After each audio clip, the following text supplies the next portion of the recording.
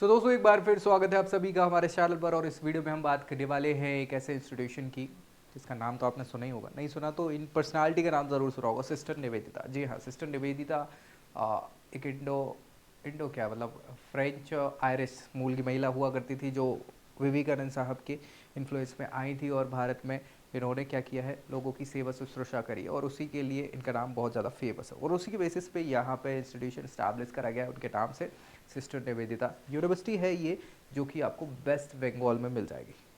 चिकपाचुरिया जगह का नाम है और वहाँ पे ये सिचुएटेड है। 2017 में स्टैब्लिश करी गई थी। बहुत सारी वैरायटी कोर्सेज आपको ये प्रोवाइड करा रही है, लेकिन हम बात करेंगे लॉ के कोर्सेज की। तो अगर आप वेस्ट बंगाल से हैं या चाह रहे हैं वहाँ पढ़ाई करना, तो क्या ये आपके लिए वर्थ इट होगी या नहीं होगी, इसका फैसला तो आप वीडियो के आखिर में खुद ही कर लेंगे, क्योंकि डिटेल में हम डिस्कस करेंगे इनके ऑफर्ड कोर्सेज, फीस स्ट्रक्चर क्या है, प्लेसमेंट्स की कैसे क्या रिकॉर्ड्स हैं, क्या एलिजिबिलिटी क्राइटेरिया आपके होने चाहिए, साथ ही साथ क्या फैसिलिटीज़ प्रोवाइड करा रहे हैं, प्रोज कॉन्स, बच्चों की रिव्यू, सारी चीज़ें आपको डिटेल में हम डिस्कस करेंगे ताकि फैसला खुद ले लो। बाकी अगर अपनी प्रोफाइल पे बेस्ट जानना चाहते हैं तो नीचे प्रोफाइल एनालिसिस फॉर्म मिल जाएगा डिस्क्रिप्शन में, उसको फिल करना है, दोस्तों में शेयर कर देना, उनको भी ये जानकारी मिल जाए। व्हाट्सएप पे चैनल है, उसको ज्वाइन कर लो, लिंक नीचे मिल जाएगी। और अगर चैनल सब्सक्राइब नहीं किया है तो कर लो, क्योंकि लॉ की सारी जानकारी यही मिलेगी सबसे पहले। चलिए स्टार्ट करेंगे सिस्टर निवेदिता यूनिवर्सिटी के बारे में। आप देखेंगे तो ये आपको इंफ्रास्ट्रक्चर देखेगा, बहुत अच्छा देखने में लगता है, ऐसा कोई ख़राब नहीं है, अच्छा है, देख लो बढ़िया, ठीक है। हाँ बढ़िया है ना, बढ़िया। ये यूनिवर्सिटी क्या है भैया, 2017 में इसका विजन किया गया था और ग्रेटर हाइट्स फॉर हाँ एवरी पासिंग ईयर, अपने आप में खुद अपनी पहुंच बढ़ाता चला जा रहा है, नाम बनाता चला जा रहा है, ये यही कह रहे हैं। क्योंकि यहाँ पे इवॉल्विंग जो स्टूडेंट हैं उनको आपने क्या किया है, ओवरऑल डेवलप करने का कोशिश किया है। फैकल्टी मेंबर भी बहुत अच्छे हैं, डायनामिक पर्सनालिटीज़ के तौर पे जो बच्चों को ग्रूम करते रहते हैं। साथ ही साथ यहाँ पे बहुत सारे सोशल जो इवेंट्स हैं या फिर बात करें सोशल सर्कल से रिलेटेड, जो बच्चों को ग्रूम कर रहे हैं, उनकी अवेयरनेस को बढ़ा रहे हैं, तो इसके कारण बाकी सारी चीज़ों में इनका नाम बढ़ रहा है। और ठीक भी है, अच्छी चीज़ें हैं, बढ़िया है, क्या ही दिक्कत है। और बाकी नाम तो पर्सनलाइज्ड है ही, आप देख ही रहे हैं, जो अपने आप में बड़ा था, शिक्षा को बढ़ावा दिया, उन्होंने सहायता भी करी, तो वो था। ठीक है, ओवरव्यू की बात करें तो 2017 एस्टैब्लिशमेंट हमने डिस्कस किया ही है। 9 एकड़ का बहुत बड़ा कैंपस नहीं है, लेकिन ठीक है। वेस्ट बंगाल में चकपचुरिया जगह का नाम, 6 कोर्सेज ही आपको ऑफर कर रहे हैं लॉ के, बाकी और भी बहुत सारे अलग अलग कोर्सेज ऑफर करते हैं। 60 कुछ सीट इनटेक है यूजी कोर्सेज में। और www.snunip.ac.in ऑफिशियल वेबसाइट है, वहाँ पे बाकी की जानकारी आपको मिल जाएगी और कोर्सेज से रिलेटेड, अगर आपको जानना चाहते हैं तो। ठीक है भाई, चलिए ये कोर्सेज जो ऑफर कर रहे हैं उनमें आपके पास यूजी प्रोग्राम में आप देखेंगे ये ऑप्शन देखो, BA LLB 5 year integrated programme, BCom LLB 5 year integrated programme, BBA LLB 5 year integrated programme. इनके फीस स्ट्रक्चर की बात करें तो BA LLB थोड़ा सा 6.5 लाख के आसपास का खर्चा है टोटल है ना फीस स्ट्रक्चर। 5.5 का BCom का है और 5.5 का BBA LLB का है। ये तीनों 5 ईयर इंटीग्रेटेड प्रोग्राम है। इसके लिए आपको 12th क्लास पास करनी होगी 50% के मार्क्स से, और उसके बाद लॉ का एंट्रेंस एग्जाम देना है और उसके बेसिस पे आपको एडमिशन मिल जाता है। ठीक है भाई, मेरिट वगैरह पे भी कई बार डिपेंड करता है, अगर ज़्यादा बच्चे हो जाते हैं तो। इसके अलावा आप देखेंगे तो यूजी में एक और प्रोग्राम है LLB का। LLB हालांकि क्या है, 4 लाख का टोटल फीस स्ट्रक्चर है। ये 3 ईयर प्रोग्राम है, क्या है, 3 ईयर्स प्रोग्राम है। इसके लिए आपको ग्रेजुएशन करनी होती है। क्या करना होता है, ग्रेजुएशन।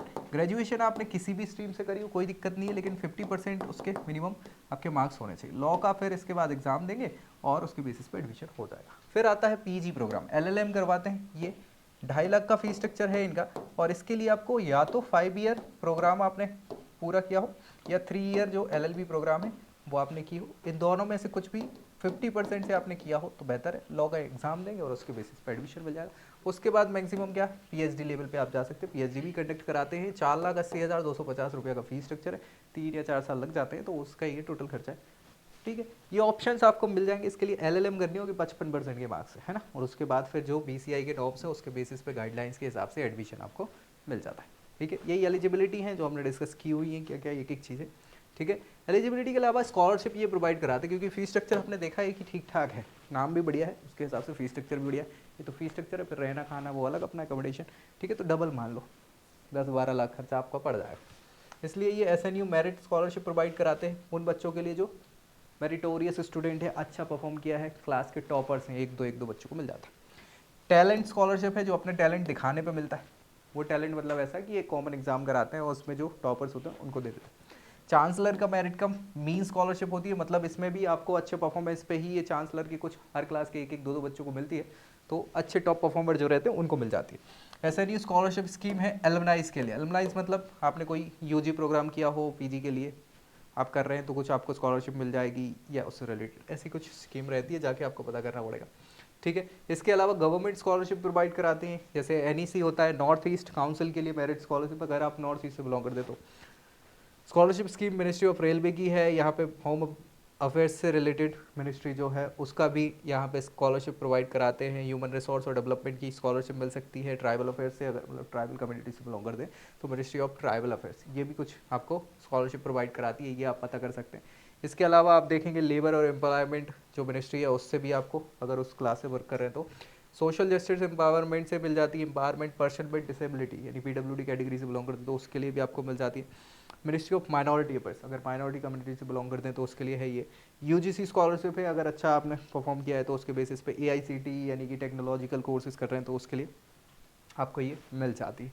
इसके अलावा कुछ स्टेट गवर्नमेंट की स्कॉलरशिप है, यहाँ पे नबन्ना स्कॉलरशिप है, स्वामी विवेकानंद स्कॉलरशिप है, वेस्ट बंगाल ओएसिस स्कूल की ये स्कॉलरशिप है, स्वामी विवेकानंद मेरिट कम मीन स्कॉलरशिप मिल जाती है। इसके अलावा आप देखेंगे तो कन्याश्री की 3 स्कॉलरशिप मिल जाती है यूनिवर्सिटी के लिए। तो बहुत सारे ऑप्शंस आपको यहाँ पे मिल जाएंगे, हालांकि ये सभी के लिए एलिजिबल नहीं होते, कोई एक के लिए ही एलिजिबल हो पाते हैं।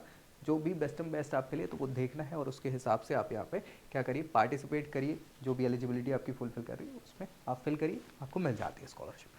प्लेसमेंट्स की बात कर ले जो बहुत इंपॉर्टेंट है हमारे लिए, तो आप देखेंगे कि 4 का यहाँ पे ऑन एन एवरेज प्लेसमेंट बताया, मैं आपको बताऊँ 3.5 LPA, कई बार ज़्यादा लिखा आपको मिल जाता है, ये ऑफिशियल लिखा हुआ है तो ज़्यादा ही दिखाते बड़ा चला के। ये जो है इनका टेक्नोलॉजी के कोर्सेज का है, क्या भाई ये टेक्नोलॉजी के, लॉ का नहीं है। तो लॉ का मैं आपको बता दूं कि मेरे ख्याल से 7 से 8 का हाईएस्ट है, एक बार ध्यान दे लीजिएगा, देख लीजिएगा, ठीक है। हाँ तो बहुत ज़्यादा है नहीं क्योंकि दिखावा तो ज़्यादा हो ही जाता है। फैसिलिटीज़ मेडिकल सेंटर आपको मिल जाएगा, ऑन कैंपस में फैसिलिटी है ये बेसिक फास्ट व्यवस्था की।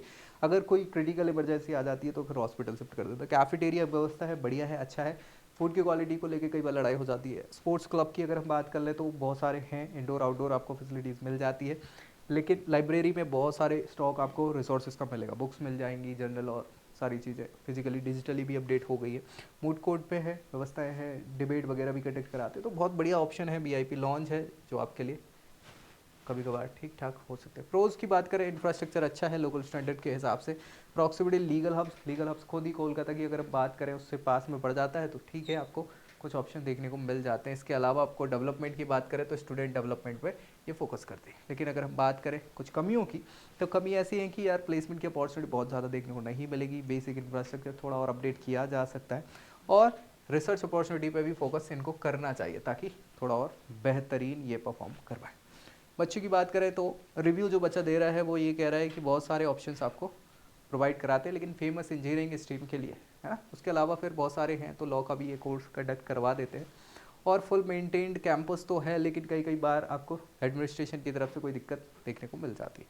फैकल्टीज़ बढ़िया है, हेल्पफुल है, क्वालिफाइड भी है और सपोर्टिव भी है, लेकिन कई बार अगर वो परमानेंट नहीं है तो दिक्कत का विषय आपको हो जाता है कोर्स कंप्लीशन और बाकी चीज़ों को लेकर। प्लेसमेंट के रिकॉर्ड ठीक ठाक है, बीटेक के लिए अच्छे हैं, लेकिन बाकी के लिए बहुत अच्छे नहीं बोल सकते, तो थोड़ा सा आपको देखना पड़ेगा, ठीक है। एक चीज़ हमने डिस्कस तो कर ली है, फिर भी कुछ बच जाता है तो कमेंट करिए ताकि रिजॉल्व किया जा सके। दोस्तों को शेयर करना है और चैनल सब्सक्राइब करना नहीं भूलना है।